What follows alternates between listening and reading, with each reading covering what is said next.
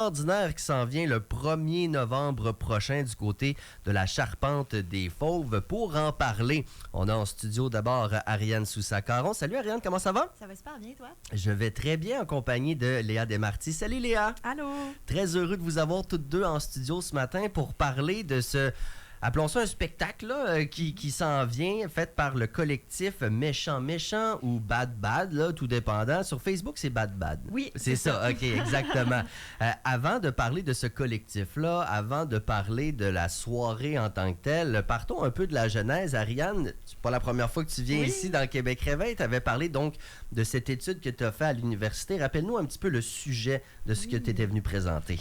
En fait, j'ai fait mon mémoire en travail social à l'Université Laval sur les représentations médiatiques de l'itinérance dans la presse au Québec. Donc, j'ai analysé les discours médiatiques sur l'itinérance de plusieurs journaux différents pour savoir un peu qu'est-ce qu'on dit dans les médias quand on parle d'itinérance, puis comment est-ce qu'on en parle, en fait. Là. Et quand tu étais venu nous parler de ça, moi, ça m'avait fait réfléchir beaucoup. J'ai l'impression que ça a fait réfléchir d'autres mondes par la suite. Est-ce que tu as eu écho quand même de ce mémoire-là? Bien, vraiment, c'est un peu drôle de le dire, mais c'était d'actualité. Là, donc, on parle beaucoup d'itinérance dans les médias. Alors, de proposer une analyse de ça, je pense que ça a peut-être parlé à certaines personnes. Puis je pense aussi que ça fait écho à certains discours citoyens, politiques qu'on peut entendre. Ouais. Parce que ce qui se dit dans les médias, c'est ce qui se dit quand même dans la vie de tous les jours. Fait que j'ai eu des échos super intéressants. J'ai pu avoir des dialogues vraiment le fun avec plein de gens autour de moi. Là. C'est une bonne nouvelle. Et tu sais, quand on parle d'un mémoire universitaire, c'est peut-être c'est une forme qui est peut-être accessible à moins de monde, qui vont peut-être pas le lire de A à Z. Et là, vous avez donc décidé de lui donner une autre forme, justement, à ce mémoire-là. C'est un peu ça? Oui, dans le but de susciter du dialogue avec d'autres mondes encore, on s'est dit, ça nous tente de transformer ce mémoire-là en œuvre d'art pour que ça parle à un plus vaste public, parce qu'effectivement, la forme traditionnelle de mémoire est moins accessible. Ouais, c'est pas tout le monde qui lit ça dans l'autobus le matin. Là, ils font plus du scrolling d'autres choses. Léa Desmarty, toi, ta participation dans ce processus-là, c'est quoi?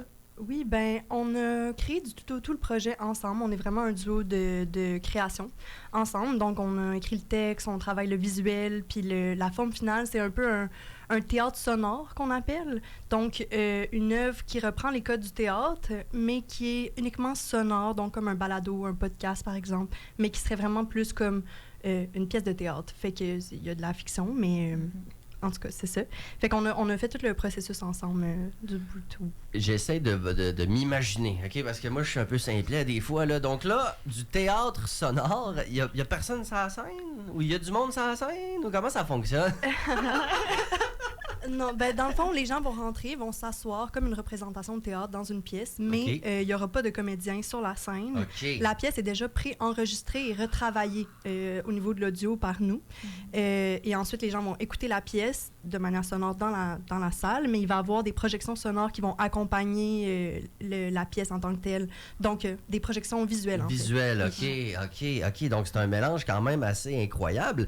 Ariane, est-ce que ça a été difficile de prendre quelque chose qui est un mémoire universitaire, je veux dire, c'est technique, là, il y a du stock, puis c'est normal, il faut, pour que ce soit crédible, de transformer ça dans une forme comme ça. Est-ce que ça a été un défi de pas perdre le fond du message ou certains trucs auxquels tu tenais absolument?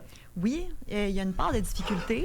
Je pense que des fois, quand on fait de l'art, on le fait juste pour une fin esthétique. Je pense que là, il y avait quand même un message assez critique, assez politique à faire passer à la fois. Ouais. Donc, c'est de s'assurer que ce message-là soit clair, transparaisse dans la pièce, mais qu'il y ait un petit intérêt artistique quand même. Fait qu'il y avait un volet assez difficile, mais en même temps, dans mes résultats, je parlais beaucoup du langage, des mots. Puis j'ai fait ressortir certains champs lexicaux employés dans les médias quand on parle d'itinérance, notamment celui du spectacle. Donc, on utilise vraiment un vocabulaire de spectacle quand on parle d'itinérance. On utilise aussi un vocabulaire de prise d'otage quand on parle d'itinérance. Fait qu'on va dire les personnes envahissent la place, les personnes kidnappent un parc. Puis on utilise aussi le vocabulaire de la catastrophe naturelle. Donc, la ville brûle. Fait qu'il y avait quand même quelque chose de super intuitif à reprendre ces résultats-là puis en faire une pièce de théâtre. Est-ce que le mot santé publique est utilisé plutôt que sécurité publique? Un des messages clés.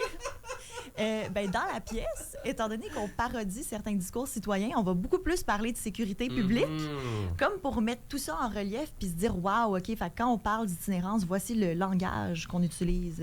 Ouais. Ben, tu sais, Yvon Deschamps faisait ça, dire des absurdités que tu dis, ben voyons donc, mais justement pour démontrer le côté absurde de la chose. Donc, tout ça fait beaucoup de sens. Donc, c'est un spectacle qui dure à peu près combien de temps, là?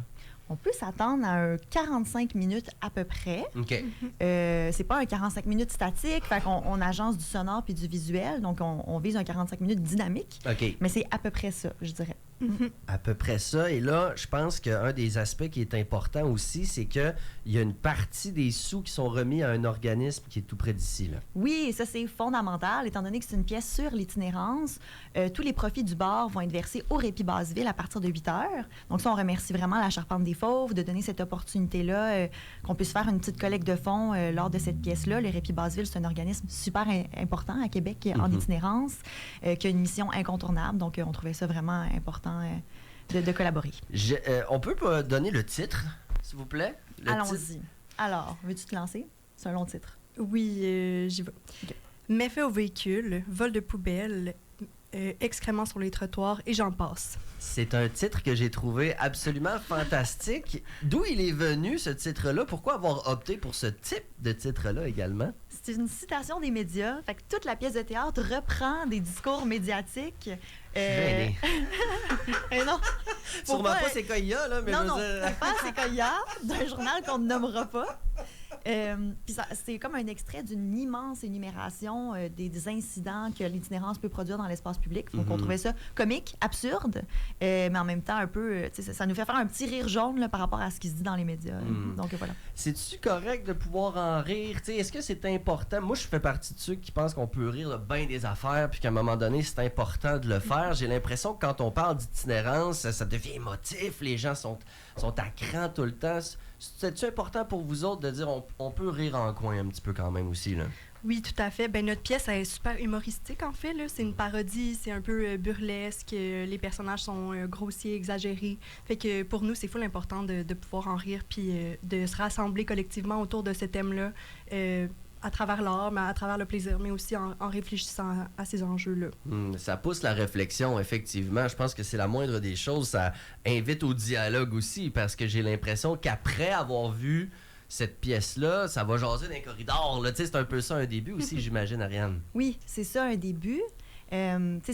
En fait, la crainte, c'est on veut vraiment pas ridiculiser les émotions négatives vécues. C'est toujours ça. Ouais. Après, c'est de juste pouvoir prendre un petit pas de recul sur ce qui est dit, se dire, bon, mais on vit de la peur. C'est divisé en 3 actes. Là. Donc, le premier acte, c'est la peur. On explore la peur. Après, qu'est-ce qu'on va en faire pour continuer d'habiter ensemble? C'est ça, les 3 actes. Fait qu'on veut que ce soit très constructif, puis on veut que les gens se parlent. On veut passer un message. Quand même. Est-ce que c'est... vraiment réaliste itinérance ou il y a genre une métaphore dans l'histoire? T'sais, ça ressemble à quoi un petit peu le synopsis? Là? Complètement une métaphore. Okay. Super absurde. OK. J'aime ça. Qui se veut drôle, tu sais. Donc, c'est de reprendre les citations des médias puis de les mettre dans un autre contexte totalement dystopique. Donc, la pièce se passe dans un conseil d'arrondissement où on va parler d'une invasion de loups dans un village. OK. En utilisant le vocabulaire employé pour parler d'itinérance dans les médias.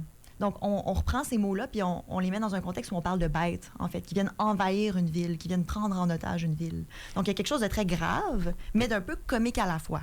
Et est-ce que, malheureusement, ça concorde? Tu sais, ce qui se dit sur l'itinérance appliquée à des bêtes, tu te dis crime, ça a du sens comme les termes employés, malheureusement. Tu sais, c'est un peu ça la réflexion? Oui, ça devient comme flagrant d'appliquer ce vocabulaire-là à la réalité des loups, parce que c'est comme si on se dit non, ça se peut pas, on parle des bêtes, mais finalement, c'est littéralement des citations qui ont été prises des médias dans les 10 dernières années.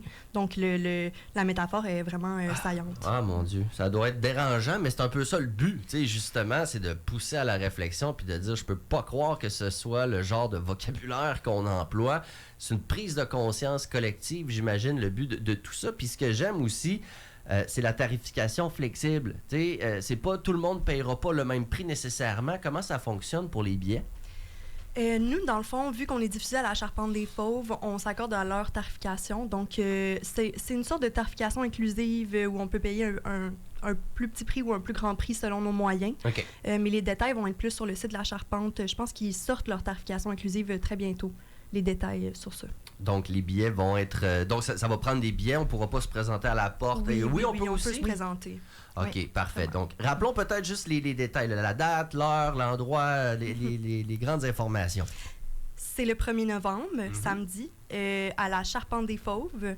Et puis, c'est à partir de 20h, il y a une collecte de fonds. Les profits du bar vont au répit et il y aura une première représentation vers 20h, 20h30. Peut-être une autre représentation par la suite un peu plus tard, s'il reste des gens qui n'ont pas pu rentrer dans la salle. Voilà, Marianne. Puis on invite tous les citoyens de Saint-Roch qui sont préoccupés par la situation de l'itinérance, qui veulent approfondir le sujet, à venir. Là, c'est une pièce qui est faite pour eux, en fait, spécifiquement. Là. C'est la veille de l'élection. Oui. Vous Oui. attendez-vous à avoir des élus ou il va être trop tard dans la course et on n'a plus rien à gagner? Ah non, on le souhaite. Non, on le souhaite. Ouais. On veut que les élus soient là. Tous les élus, parce que le milieu politique est directement concerné par ça.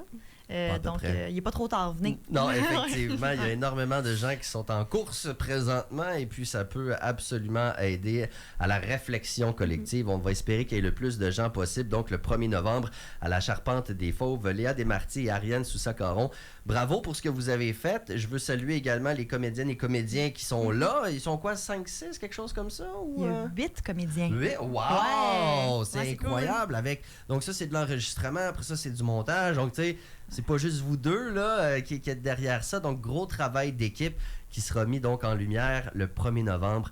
Bravo, merci. On va vous souhaiter beaucoup de succès et de plaisir pour le 1er novembre. Merci. Merci, salut.